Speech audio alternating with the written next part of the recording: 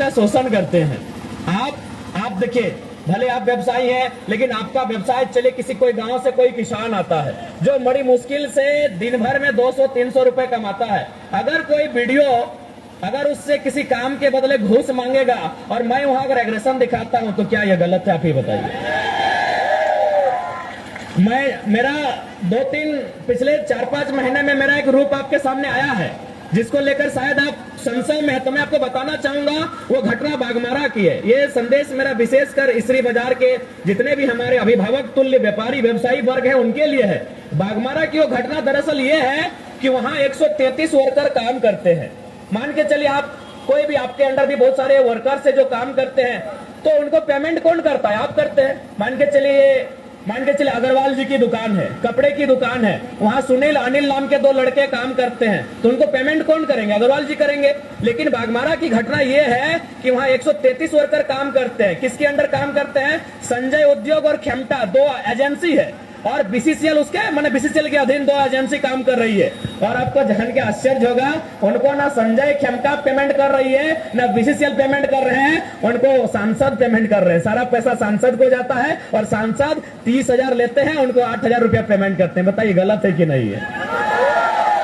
तो इसीलिए फिर कहूंगा, वोट आपका विषय है, देना या नहीं देना अलग विषय है, लेकिन मेरे बारे में जो नकारात्मक धारणा आपके मन में लोग डाल रहे हैं, ये बहुत दुर्भाग्य है।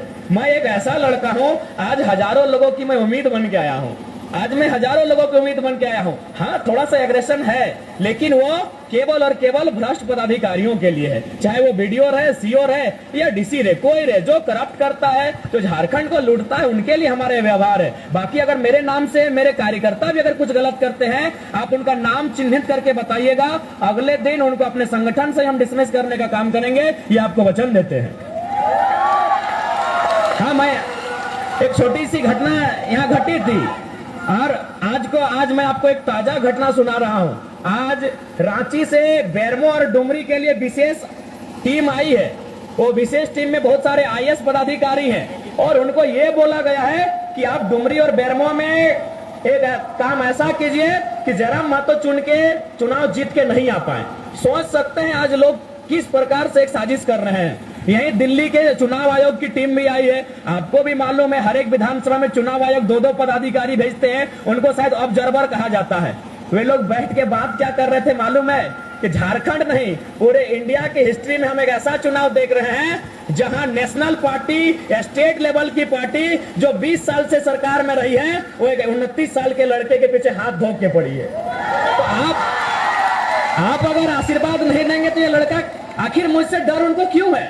सवाल यह भी है कि मुझसे उन आईएएस आईपीएस को डर क्यों है, उन सरकारों को डर क्यों है? ना, डर इसलिए कि अगर हम वहां जाएंगे तो हम वहां कोयले की बात करेंगे, बालू पत्थर की बात करेंगे, रोजगार की बात करेंगे, किसान की बात करेंगे, व्यवसाय की बात करेंगे। हम वहां जाएंगे तो हर झारखंड के मुद्दे को बहुत तार्किक ढंग से उठाएंगे। इसीलिए आज वो भयभीत है कि कुछ भी हो जाए, ये लड़का नहीं आना चाहिए। मैं आपको एक लोकसभा की घटना सुनाऊंगा, नाम लेके सुना देता हूं। चंद्र प्रकाश चौधरी और मथुरा महतो, आपको मालूम है मैं तीसरा प्रत्याशी था, वो 2 थे। इंडिया से मथुरा महतो, एनडीए से चंद्र प्रकाश चौधरी। वो निरसा में बैठ के एक दिन मीटिंग कर रहे थे। क्या मीटिंग कर रहे थे मालूम है? कि बोले कुछ हो जाए, जयराम अगर जीत के आएगा तो तुम्हारा बेटा और मेरा बेटा का कैरियर खा जाएगा। ये उनका सोच है। सोच के देखिए, चंद्र प्रकाश चौधरी और मथुरा महतो निरसा में जाके मीटिंग कर रहे हैं बंगाल बॉर्डर में, और क्या बात कर रहे हैं कि कुछ हो जाए, तुम जीतो दिक्कत नहीं है, हम भी जीते तो दिक्कत नहीं है, लेकिन अगर ये लड़का जीतेगा तो तेरा भी बेटा का कैरियर खाएगा और मेरा भी बेटा का। क्योंकि हम लोग दोनों चाहते हैं कि हमारे बाद हमारा बेटा विधायक बने। तो एक बार इस लड़के को आप साथ दीजिए, ये बदलाव के लिए आया है। हमसे भयभीत होने की आवश्यकता उनको है जो झारखंड की कोयला को लूट रहे हैं, जो झारखंड के बालू को लूट रहे हैं, जो जंगलों को, खनिजों को लूट रहे हैं, जो ईमानदारी पूर्वक, निष्ठा पूर्वक काम करने वाले लोग। आप निश्चिंत रहिए, हम आपके बीच भी गार्जियन बन के नहीं, आपका बेटा आपका रक्षक बन के खड़ा रहेंगे, ये आपको हम वचन देते हैं। अरे आप तो संपन्न लोग हैं। मैं ये बरकट्ठा की एक घटना सुना रहा हूँ। वहाँ एक बुजुर्ग आदमी, सरकारी रिटायर्ड टीचर, वो सरकारी टीचर, ऐसा नहीं कि वो कोई आम व्यक्ति, एक सरकारी टीचर है। वो बरकट्ठा गए थे सीओ से अपना साइन करने के लिए। तो सीओ ने उनको 3 दिन घुमाया। तो चौथा दिन उस बुजुर्ग व्यक्ति ने कहा कि जयराम महतो ठीक बोलता है, घूस मांगने वाला वीडियो सीओ को उठा के टेबल में, चूंकि आचार संहिता है, बूढ़े ने कहा, एक बुजुर्ग आदमी 70 साल उम्र पार हो चुकी है, उस बूढ़े ने कहा कि जयराम महतो ठीक बोलता है, घूस मांगने वाला वीडियो सीओ को उठा के टेबल में, विश्वास कीजिए जो काम 3 दिन से नहीं हुआ था, सीओ ने खुद उनको बुलाया, बोला बाबा जयराम महतो तो जवान लड़का है, ऐसा भाषण देता है तो चलेगा, बूढ़ा आदमी कहे ऐसा बोले हम साइन कर देते हैं। अब आप बताइए क्या वो व्यवहार मेरा गलत है? ठीक है, हम मानते हैं, हम कभी नहीं हम एग्रेशन के लिए जाने जाते, लेकिन मेरा एग्रेशन जनता के लिए है, मेरा एग्रेशन गरीब शोषित वंचित लोगों के लिए है। इसलिए हम आपसे विनती करेंगे, विशेषकर जो व्यवसायी वर्ग हैं, व्यापारी वर्ग हैं, बिल्कुल आप मन में किसी प्रकार की नकारात्मक भ्रांति को उत्पन्न ना होने दें। मैं एक बेटा बन के सबकी सेवा करने के लाया हूं, आपसे निवेदन है एक परिवर्तन को सपोर्ट करें। आपने वोट किया है, 20 वर्षों से झारखंड जब से अलग हुआ है आपने किसी न किसी को वोट किया है, आपसे निवेदन होगा इस बार परिवर्तन के लिए वोट करें। आज देखिए बहुत सारे पत्रकार आते हैं तो क्या कहते हैं कि डुमरी फलाना पार्टी की परंपरागत सीट है, टुंडी फलाना पार्टी की परंपरागत सीट है, बगोदर फलाना पार्टी की परंपरागत सीट है। चूंकि व्यवसायी वर्ग आप लोग पढ़े लिखे लोग हैं, बताइए लोकतांत्रिक देश में परंपरागत सुनने में ठीक लगता है? लोकतंत्र व्यवसायी वर्ग में आपसे निवेदन करूंगा, क्या लोकतांत्रिक देश में परंपरागत सुनने में ठीक लगता है? जी नहीं, लोकतांत्रिक देश में परंपरागत नहीं, परिवर्तन सुनने में ठीक लगता है। मैं परिवर्तन के लिए आया हूं, आपका आशीर्वाद मिले तो जरूर इस राज्य में परिवर्तन होगा और आप निश्चिंत रहें। मेरे छवि को लेकर ये जो विपक्ष दल के लोग राजनीति कर रहे हैं, आप खुद अभी 5 दिन का समय है, आप घरों से बाहर आकर फीडबैक लीजिएगा कि गलियों में गांवों में दबंगई कौन कर रहे हैं। आप एकदम फीडबैक लीजिए। हम आज गए थे उत्तराखंड, वहां भी हमारे कार्यकर्ताओं को धमकाया गया, डराया गया। हम एक साथी का दुकान में गए, उनको तुरंत फोन किया गया कि क्यों जयराम महतो को आने दिए, जबकि यही जयराम महतो कल हमको रविंदर पांडे जी का बेटा विक्रम पांडे मिले बेरमो में। हमने उनके खिलाफ ना उनका आंख फेरा ना गुस्सा दिखाया, बल्कि प्यार से बोले कि कहा विक्रम भैया पापा 25 साल रहे, अब तो हम लोग को मौका दीजिए। हम बहुत प्यार से बोले। विक्रम पांडे एकदम सामना सामनी हो गए, रविंदर पांडे जी के सुपुत्र विक्रम पांडे मेरे फेस टू फेस हो गए। वो उधर से बीजेपी का प्रचार करने आए थे, हम इधर से अपना जेल कैंप का।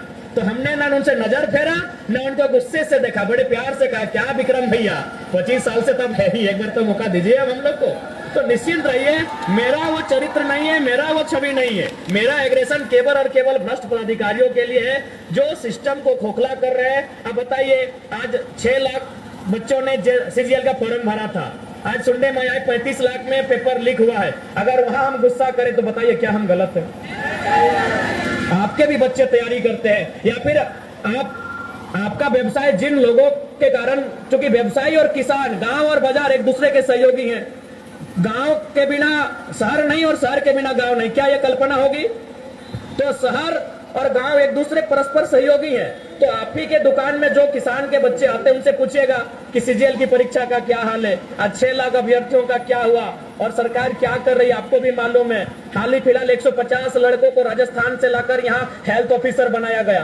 तो वहां मेरा एग्रेशन दिखता है। इसीलिए आपको जो लोग बता रहे हैं वो बहुत गलत बता रहे हैं। वो लोग खुद, उनके ऐसे भी मंत्री जी जब तक थे श्रद्धेय थे, आदरणीय थे, लेकिन उनके निधन के बाद उनके कार्यकर्ता निरंकुश हो गए हैं। इस बात को मानिए आप। उनके निधन के बाद उन्हीं के राजनीतिक दल के कार्यकर्ता निरंकुश हो गए हैं। और आपको भी मालूम है कि उनके कुछ दामाद, बेटे, भतीजे हैं और उनके क्लच के दोस्तियारी हैं, वही लोग सिस्टम को चला रहे हैं, आपको भी मालूम है।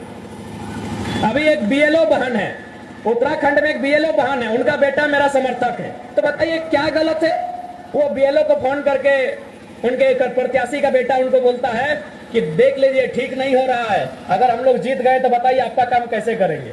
और आज जयराम महतो कह रहा है, मैं आपको अपनी एक छोटी घटना सुना रहा हूं। लोकसभा के बाद एक व्यक्ति किसी केस में फंसा हुआ था, मेरे पास आया, लगभग 4 घंटा मैंने कभी इसको फोन किया, कभी डीसी को फोन किया, कभी एसपी को फोन किया, और 4 घंटा के बाद जब मैंने उसके समस्या का समाधान किया, उस व्यक्ति की आंखों में आंसू था। आंसू इसलिए था, बोला कि तुमको हम वोट नहीं दिए थे। हम बोले हम वो नेता नहीं है कि हम बूथ देख के मदद करते हैं, तुम चले आना भैया, हम वोट देख के मदद नहीं करते। वो रो रहा था मेरे सामने।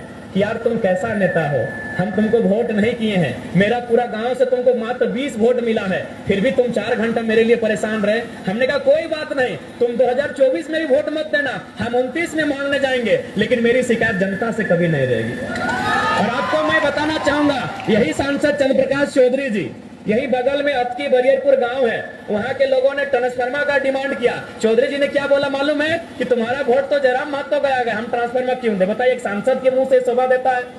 मैं आपको जो प्रत्याशी हैं अभी विधायक के हमारे जेएमएम के, उनके भी बेटे की एक कहानी सुना रहा हूं। जब मेरा रैली आ रहा था ना नॉमिनेशन के दिन, एक व्यक्ति ने हमको सिर्फ माला पहनाया था, आज वो व्यक्ति जेल के अंदर है। बस उसका कसूर था कि हमको माला पहनाया था, फिर चूंकि तो कुछ काम ऐसा था जो पुलिस से उसको रेड मरवा दिया, जबकि उससे पहले वो ठीक था। बस उसका गुनाह हुआ कि हमको उसने माला पहनाया। वो चंद्रपुरा या बंदियों की घटना है। तो बताइए, कौन लोग नफरत की राजनीति कर रहे हैं, कौन लोग बदले की राजनीति कर रहे हैं? ये आपसे नहीं छुपा है मेरे अभिभावकों, मेरे भाइयों, मेरे साथियों। मैं एक नया लड़का आया हूं, मैं परिवर्तन की राजनीति करने आया हूं। और मैंने शुरू आज भी कहूंगा, जो लोग मुझे वोट देंगे उनका शुक्रिया, उनका धन्यवाद। जो नहीं देंगे उनसे मैं 2029 में अपील करूंगा, उस समय भी नहीं देंगे मैं 34 में अपील करूंगा, लेकिन जनता के लिए मेरा नकारात्मक व्यवहार कभी नहीं रहेगा। मैं जीतने के बाद 90,000 या 1 लाख जो लोग मुझे वोट देंगे, मैं उनका विधायक थोड़ी रहूंगा। मैं डुमरी की 3.5 लाख आबादी का विधायक रहूंगा। मैं झारखंड, अगर मैं मंत्री बना, मुख्यमंत्री बना, तो झारखंड के 3.5 करोड़ व्यक्ति का नेता रहूंगा। इसीलिए वोट जिसने दिया उनको भी शुक्रिया, नहीं देंगे उनका भी शुक्रिया। जनता है, जनता जिस दिन उनको हमको लगेगा देंगे, तो इसलिए मेरा वो व्यवहार बिल्कुल भी नहीं है।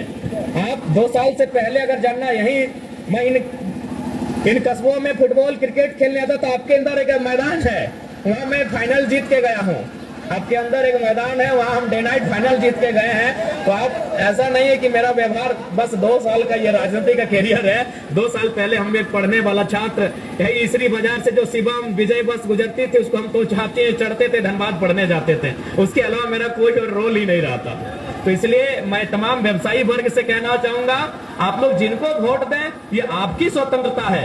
आप मेरा झंडा ना लगाएं, ये आपकी स्वतंत्रता है, लेकिन आप मेरे बारे में मिसअंडरस्टैंडिंग ना रखें। बस यही मैं आपको संदेश देने आया हूं। आप बिल्कुल, अब जिनको वोट दें वो आपकी स्वतंत्रता है, वो आपका विवेक है। आप किसी भी पार्टी का झंडा लगाएं, वो आपकी स्वतंत्रता है। मैं उसके लिए कभी कुछ नहीं कहूंगा, किसी से नहीं कहूंगा।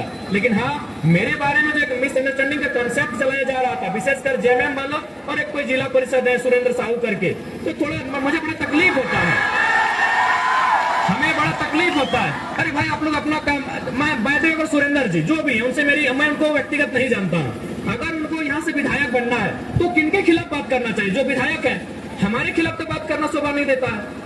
ठीक है, सुरेंद्र जी विधायक बनना चाहते हैं, उनको हमारे से बहुत शुभकामनाएं, लेकिन उनको किसके खिलाफ बात करना चाहिए था? क्योंकि वो बीजेपी में सुन रहे, तो उनको जेएमएम के खिलाफ बात करना चाहिए था, कांग्रेस के खिलाफ बात करना चाहिए था, लेकिन वो सुन रहे हमारे खिलाफ आपको भड़काते हैं। कितना दुख का बात है, बताइए। आप पढ़े लिखे शिक्षित लोग हैं, आप समझदार लोग हैं, क्या दुख की बात है कि नहीं? भाई, हम विधायक नहीं रहे, हम मुखिया नहीं रहे, और मेरे खिलाफ क्यों भड़काओगे लोग? वही हाल राकेश महतो जी का है, पूर्व जिला परिषद है, चेयरमैन भी रहे, बिजली काट दिया इस शख्स ने। जेएमएम के एक बड़े नेता हैं, और अभी भी आप पता कर लीजिए, अगर हम झूठ बोल रहे हैं तो प्लीज हमको वोट मत दीजिएगा। अगर हम झूठ बोल रहे हैं इस घटना को, तो कृपया हमको वोट मत दीजिएगा। बिजली काट दिया था उस शख्स ने, तो कसूर गांव वालों का था कि मेरा झंडा लगाया था। तो हम तो, मेरा आज तक कितने लोगों ने झंडा, जेएमएम के कुछ लोग झंडा गाड़ रहे थे, हम खुद रोके और बोले कि दादा कोशिश कीजिएगा कि हमसे ज्यादा आप झंडा लगाइएगा। जेएमएम के लोग रास्ते में झंडा गाड़ रहे थे, तो हम गाड़ी रोके, मैंने खुद कहा कि आप दादा हमसे ज्यादा अपना झंडा लगाइएगा, लेकिन एक रिक्वेस्ट है, अंदर वोट हमको कीजिएगा। तो मेरा वो व्यवहार बिल्कुल भी नहीं है। बस मेरा जो गुस्सा है वो खराब सिस्टम के खिलाफ है, वो खराब सिस्टम के खिलाफ है। और मेरा ही नहीं, हजारों युवाओं का है, लाखों युवाओं का है, शायद आप भी उनमें से एक हो। अगर कोई गलत करे तो स्वाभाविक है गुस्सा का होना। तो हमारा एग्रेशन, हमारा ये जो व्यवहार है वो सिस्टम के खिलाफ है। इसलिए जो यहाँ इसरी के बाजार में खासकर जो एक कॉन्सेप्ट चलाया जा रहा है, ये बहुत दुख की बात है। मैं आप तमाम व्यापारी व्यवसायी वर्ग से यही निवेदन करूंगा, आप हमारे अभिभावक स्वरूप हैं, जो भाई हैं वो हमारे बंदूक समान है। आपका मत आपको जिनको देना है, लेकिन मेरे बारे में नेगेटिव कंसेप्ट रख के मैंने इस प्रकार का सोच ना रखे। मैं आपसे यही विनती करने आया हूँ।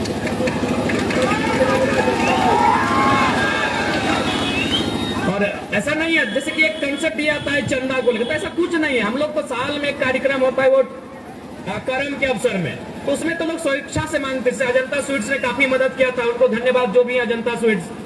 तो ये आपकी स्वेच्छा है, आपको अगर सहयोग करना है तो ठीक है, नहीं तो इसमें कोई आपत्ति नहीं है। तो ये मिसअंडरस्टैंडिंग आपसे आग्रह होगी कि कृपया इस मिसअंडरस्टैंडिंग के तहत मैंने वोट को लेकर